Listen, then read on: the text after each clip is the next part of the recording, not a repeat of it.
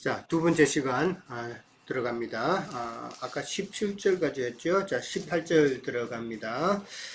내 속 곧 내 육신에 선한 것이 거하지 아니하는 줄 아노니 원함은 내게 있으나 선을 행하는 것은 없도다.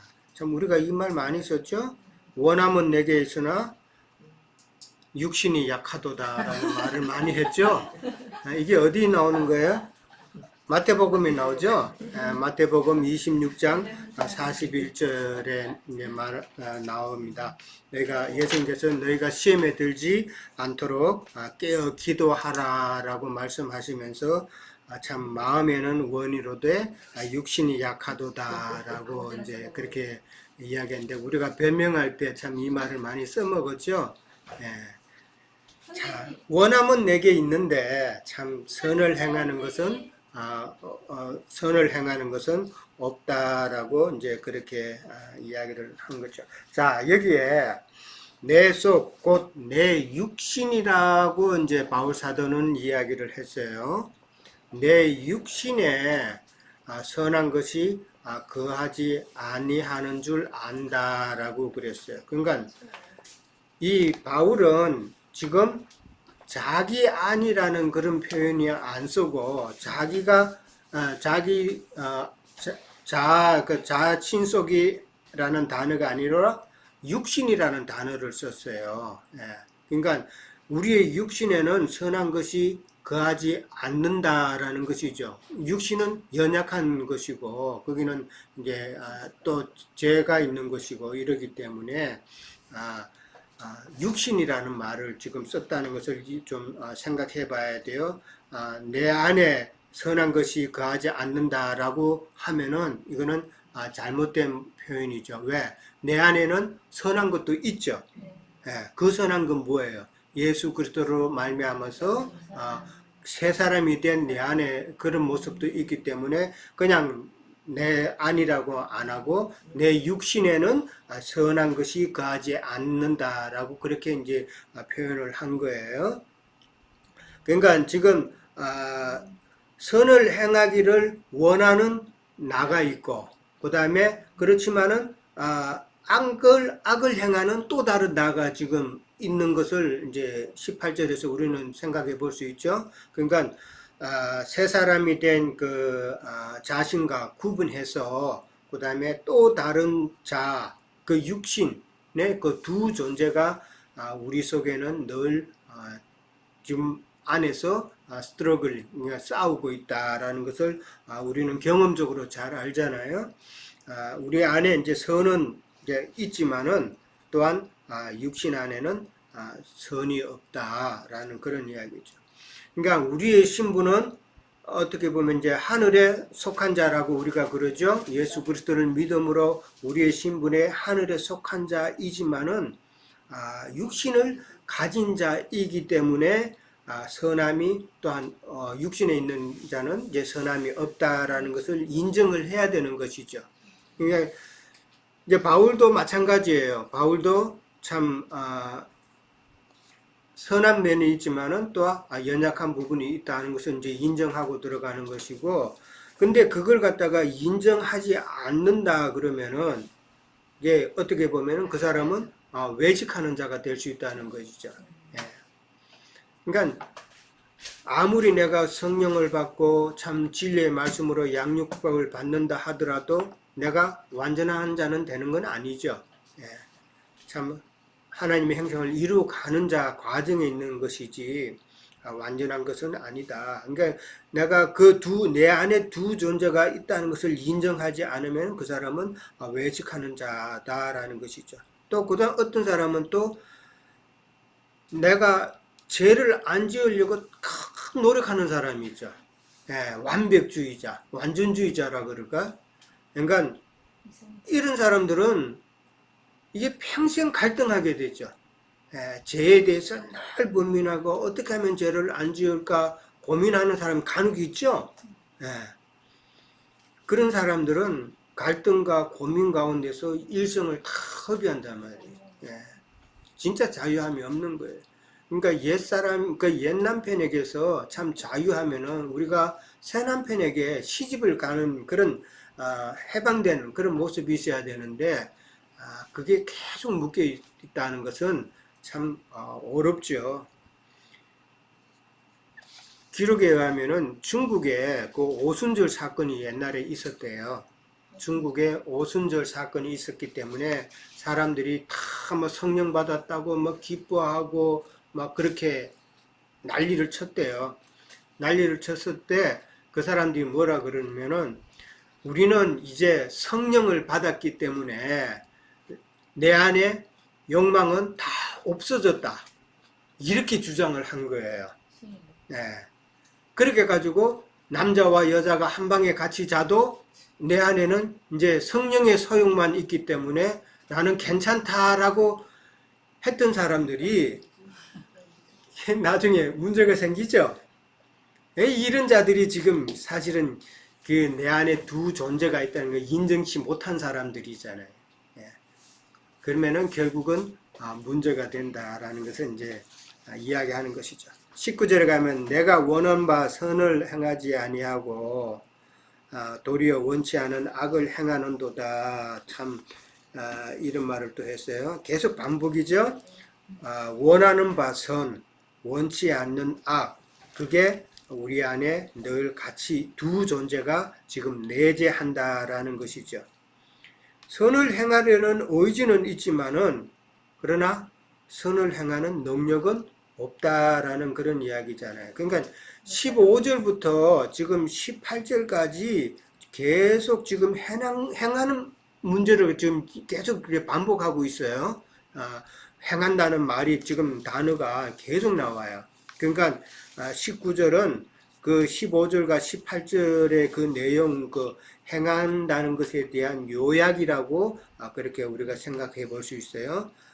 선을 행하기를 원하지만은 도리어 원치 않은 악을 행한다라는 그런 내용이잖아요. 20절에 가면은 만일 내가 원하지 아니하는 그것을 하면 이를 행하는 자는 내가 아니요 내 속에 거하는 죄다라고 아까 17절에 나왔죠? 17절에 나온 그 내용이 지금 반복이에요. 근데 이런 말을 갖다가 잘못 오해하면은 아까도 우리 잠깐 언급했지만은 잘못 오해를 하면은 죄를 짓는 그 우리의 그 모습을 갖다가 어떻게 보면은 육체이기 때문에 죄를 지어도 된다라고 하는 건 합리화될 수 있는 그런 요소도 있죠. 예, 이게 이제 옛날에 늘 이야기했던 그 영주주의자들의 그런 그 내용들이 바로 이런 데서 잘못 오해한 걸 수도 있다. 예, 그렇게 볼 수 있죠. 우리가 참 성령의 법에 따라서 하나님의 진리의 말씀을 듣고 나가면은 정말 우리가 이 신앙 과정이라는 게 느끼잖아요. 그냥 세상 교회에서 설교만 듣고 그냥 종교생활 하는 그런 식으로 우리가 결코 지금 못 가잖아요. 진리의 말씀을 들으면은 참 우리의 그 연단의 시간도 있고 하나님께서 이런 경험 저런 경험 다 하게 하신단 말이에요. 네.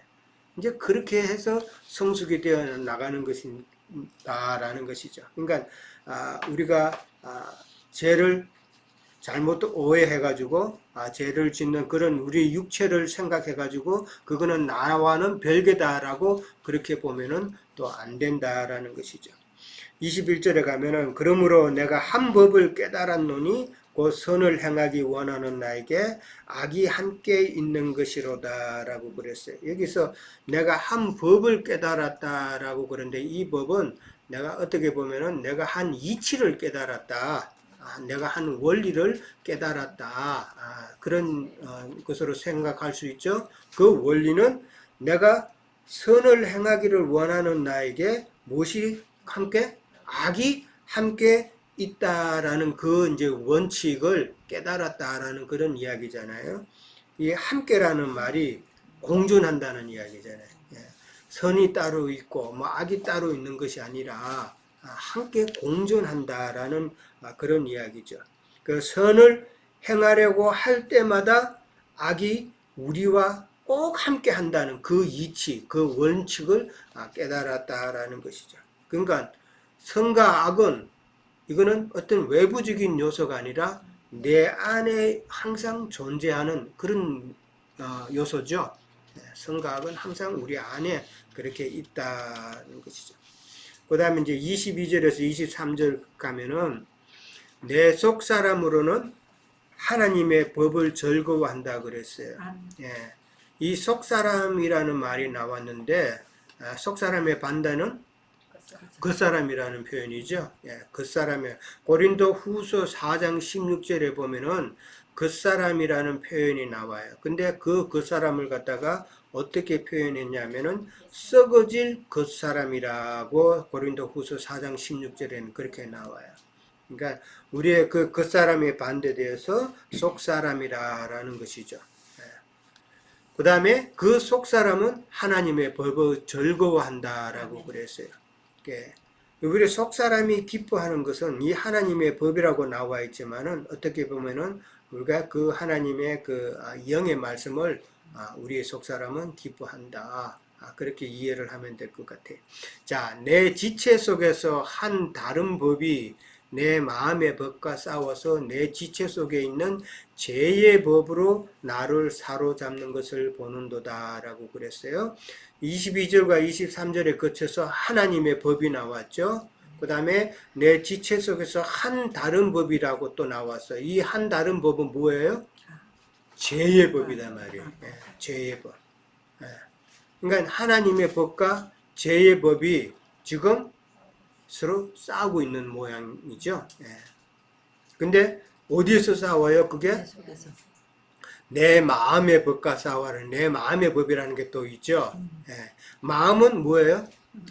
우리의 생각이죠. 생각은 뭐예요? 곧 혼이죠. 그러니까 하나님의 법과 죄의 법 사이에서 혼이 지금 어느 쪽으로 기울지 늘 갈등하는 그런 모습이잖아요. 그렇죠. 육에 속한 곳으로 나갈 것인지 영의 사람으로 나갈 것인지 항상 늘 갈등하는 그런 표현이다라는 것이죠. 여기 지체라는 말이 나왔어요. 6장 13절에 가면은 지체라는 말이 나왔었어요. 다시 한번 볼까요?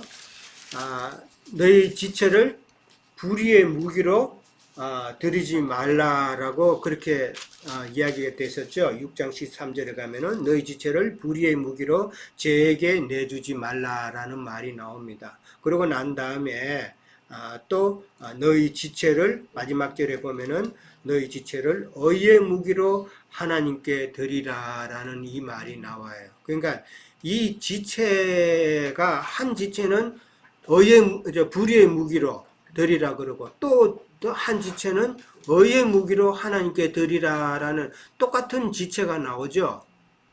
근데 이 의의 무기로 드려질 그 지체는 새 사람이 된 지체란 말이다. 그 다음에 불의의 무기로 드려지는 그 지체는 옛사람의 지체라고 또 구분해서 우리가 생각해야 되겠죠. 그러니까 이 우리 지체가 그냥 의의 무기도 되고 불의의 무기도 되고 그런 의미가 아니다 말이에요. 그러니까 옛사람의 그 신앙으로 우리가 신앙생활 하면은 우리가 불의의 무기가 될 수밖에 없고, 그 다음에 새 사람, 우리가 영과 진리의 말씀으로 새로운 신앙생활을 하게 되면은 우리는 의의 무기로 하나님께 드리는 자가 된다라는 그 구별이 있어야 된다라는 것이죠. 그러니까 이 싸운다는 말은 이제 우리 속에서 늘 갈등하면서 이렇게 가야 되는데 세상 교회에서 우리가 신앙생활 할 때는 얼만큼 갈등이 있었는가 한번 생각해 봐요. 어떻게 보면은 참 갈등 없이 신앙생활 하는 경우가 더 많았죠. 그냥 예배당에만 왔다 갔다 하고 그냥 신앙생활 그냥 마당뜰만 왔다 갔다 그렇게 하면은 되는 것처럼 그렇게 했죠. 근데 그거 가지고는 신앙생활을 온전히 할 수 없죠.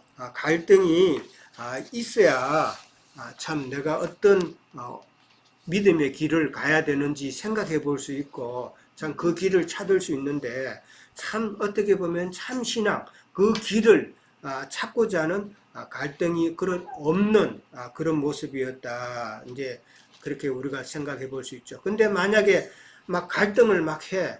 그래가지고 다른 사람한테 내가 요즘 이렇게 막 갈등하고 막 이게 막 이렇고 막 그렇게 이야기하면 이제 목회자들한테 그런 이야기하면 뭐라고 대답해요?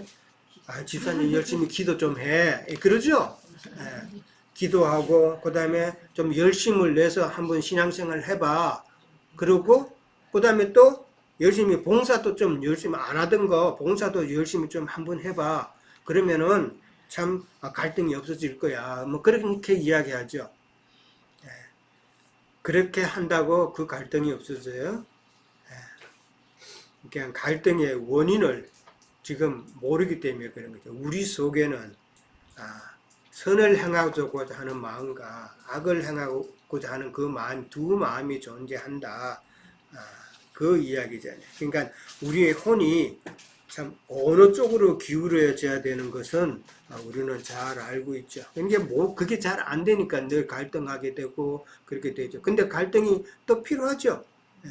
그걸로 통해서 하나님의 도우심을 구하는 그런 원인이 되니까. 24절에 가면 오라 나는 공고한 사람이로다. 이 사망의 몸에서 누가 나를 건져내랴라고 그렇게 이야기를 합니다. 자, 이런 표현은 지금 사도 바울이 예수 그리스도를 완전히 알고 성령의 법 안에 들어간 상태가 아닌 그런 상태라고 볼 수 있죠. 예. 그리고 아까도 이야기했지만은 믿는다고 하지만은 아직은 육신에 속한 그런 신앙인의 모습이다 말이에요. 이게 공고한 자라는 이 말은 참 비참한 그런 모습, 심한 고난을 겪은 자의 그런 모습이다라고 이제 보면 돼요. 그러니까 비참한 사람, 비참하다는 말이 이제 영어로는 wretch라는 그런 말인데 오늘 우리가 찬송했죠. 나 같은 죄인이라고 할 때 그 죄인이 wretch man이란 말이에요. 그러니까 비참한, 그냥 죄인이 아니라 아주 비참한 그런 상태에 있는 그런 죄인이다 말이에요. 그래서 영어에서는 wretch라는 말을 쓴 거죠. 그러니까 율법은 우리를 참 비참한 자로 만든다. 지키려고 하면 할수록 죄가 더 드러나기 때문에 우리는 공고한 자다라는 이런 이야기죠. 이 사망의 몸에서 누가 나를 건져내라. 이 사망의 몸이라고 표현했어요. 이 사망의 몸이라고 표현한 것은 참 죄의 법이 같이 있기 때문에 사망의 법이라고 그렇게 표현을 했다. 오호라 나는 공고한 자라 이렇게 표현하는 것도 사실은 참 쉽지는 않은 거죠. 우리가 사람을 이렇게 대하다 보면은 전도하다 보면은 아예 복음을 거절하는 사람도 있죠. 그 사람들은 왜 그래요? 자기의 의가 강한 자들이죠. 자기의 존재를 또한 모르는 자고, 그리고 자기가 어떠한 결과를 맞이할 줄을 전혀 모르는 자단 말이에요. 그런데도 자기의 의가 강하기 때문에 나는 버버시도 살아 이런 사람들은 참 예수 믿으시오 그러기가 참 어렵단 말이에요. 그래서 안 받아지는 것이죠. 근데 믿는다 하지만은 이 좀 육신에 속한 자, 어떻게 보면 성숙지 못한 그런 사람들은 또 나름대로 자기 신앙 철학이 또 강하죠. 그런 사람 참 많아요. 신앙생활은 어떻게 해야 된다고 하는 자들. 성수주의는 꼭 지켜야 된다. 그다음 주일날 안 지키라는 말은 아닌데 성수주의를 꼭 목숨처럼 지키는 사람들. 또 거룩한 생활을 해야 된다고 하는 사람들. 열심히 봉사해야 된다고 하는 사람들. 자기 나름대로 그 신앙생활을 갖다가 딱 철학처럼 그렇게 세운 사람이 있어요. 이런 사람은 스스로 되었다 하는 사람들이죠. 자기가 충분히 스스로 할 수 있다. 그런 자들은 자기의 연약함을 모르기 때문에 하나님의 은혜를 구하는 것이 참 어렵다고 또 볼 수 있는 거예요. 자기가 다 할 수 있으니까. 그런데 지금 어느 정도 성숙된 자들은 나라는 존재를 정확하게 알게 되죠. 나라는 존재를 알게 되면은 하나님의 은혜를 구할 수밖에 없다라는 것이죠. 그러니까 자신을 공고한 자라고 표현한 이 바울의 모습은 지금 하나님의 은혜를 구하는 모습이다라는 것이죠. 예. 자, 25절에 갑니다. 우리 주 예수 그리스도로 말미암아 하나님께 감사하리로다. 그런즉 내 자신이 마음으로는 하나님의 법을, 육신으로는 죄의 법을 섬기노라 그랬어요. 그러니까 누가 나를 참 이 사망의 몸에서 건져내랴라고 질문을 하죠. 그 질문에 대한 답이 지금 25절에 나왔죠. 누구라고요? 예수 그리스도로 말미암아라는 게, 나를 참 사망의 몸에서 건져낼 자는 예수 그리스도뿐이다라는 것을 지금 답으로 지금 제시하고 있단 말이에요. 그러니까 내가 하나님께 감사하리도다라고 그렇게 이야기를 하는 것이죠. 어떻게 보면 지금 계속 율법 이야기가 나오고 모든 사람은 죄 아래 있고 지금 로마서 지금 내용이 그런 내용이잖아요. 그런 내용이 어떻게 보면 교리적 차원에서 이제 지식을 자꾸 이야기하는 걸로 이제 우리가 이제 비춰질 수가 있는데, 그런 교리적 지식만이 아니라 많은 갈등과 그 다음에 이런 경험적인 그 체험을 통해서 내가 정답을 찾을 수 있기 때문에 내가 하나님께 감사한다라고 고백할 수 있는 거잖아요. 세상 사람들은 자꾸 지식적으로만 그렇게 이해를 하고 그렇게 가지만, 사실은 그 지식이 임하면은 거기에 따른 체험적인 그런 여러 가지 경험을 해야 그 지식이 온전히 내게 되잖아요. 우리도 신앙생활을 하면서 지금 여러 가지 체험을 겪고 나가면서, 아, 우리의 신앙생활은 이런 거구나. 하나님께서 원하시는 믿음의 길인 그냥 하나님의 말씀만 듣고 그냥 먹고 그냥 가는 것이 아니라 그걸 갖다가 경험하고 다 해야 되는구나 하는 것을 지금 우리는 배워 나가잖아요. 자, 그 자신을 그런 모습을 우리는 알아야 되고, 마음으로는 하나님의 법을, 육신으로는 죄의 법을 섬긴다는 말을 이제 25절 이제 결론적으로 그렇게 이야기를 합니다. 7장은 율법 아래에 있었던 그 지금 어떻게 보면 바울의 그 옛 사람의 그 행위 때, 옛 사람의 때에 그 행하던 모습을 많이 지금 표현을 했죠.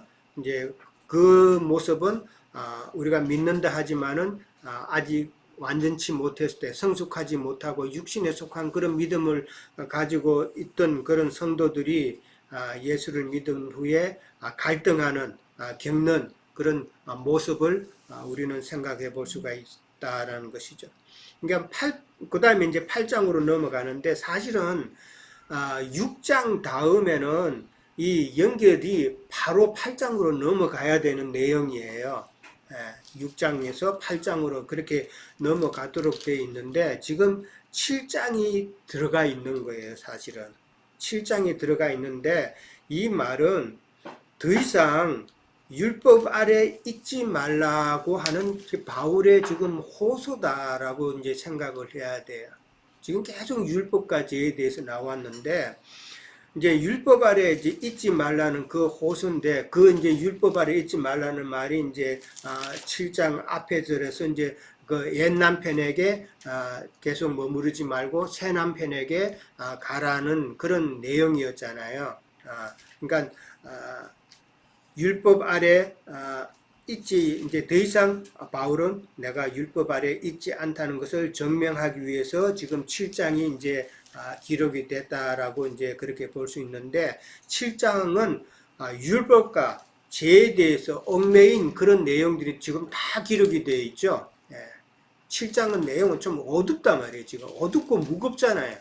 율법과 죄에 대해서 이야기하다 보니까 율법에 얽매여 있고, 그 다음에 죄에 막 속박이 되어서 이런 어두운 부분들이 7장은 다 그 내용들인데, 8장에 가면은 이제는 우리가 생명의 성령의 법에 의한 해방을 우리는 받았다라는 해방 이야기가 나온다는 것이죠. 그래서 그 해방 이전에 우리는 어떠한 존재였다라는 것을 7장에서 이제 좀 더 강조하고, 그렇기 때문에 우리는 옛사람의 신앙에서 그 율법 아래에 있던 그 모습에서 우리는 반드시 나와야 된다라는 것을 바울은 강조하고 싶었다라는 것이죠. 그래서 그걸 깨달아야 우리가 8장에서 생명의 성령의 법에 의해서 해방되었다는 사실을 더 절감해서 느낄 수 있다라는 그런 내용이라고 이해를 하시면 될 겁니다. 이제 8장부터는 조금 밝은 그런 면이 이제 나오겠죠. 예, 그러면은 오늘은 이제 여기까지 하도록 합니다. 자,